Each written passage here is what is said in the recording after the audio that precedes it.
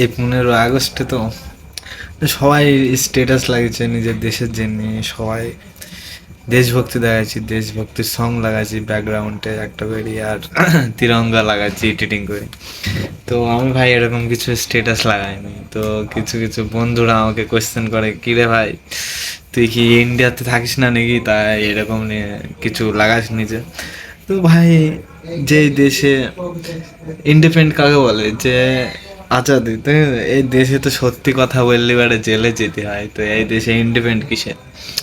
যেই দেশে ভোট চুরিকারী প্রধানমন্ত্রী হয়, যেই দেশে 64 রকমের ট্যাক্স লাগানি থাকে, গরিব মানুষ আরো গরিব হইতে চলেছে, আর বড় লোক আরো বড় লোক হইতে চলেছে, তো সেই দেশে ইন্ডিপেন্ডেন্ট কিসের?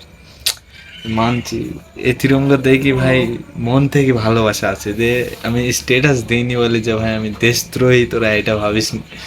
তো অ্যাকচুয়ালি ভাই, মানে এখন যে দেশে যেটা চলছে, তো আমাদের শহীদরা যেভাবে আমাদের দেশটাকে মানে আজাদ করেছে এত কষ্ট করি, তো সেই দেশটা এখন আর সেই দেশ নাই।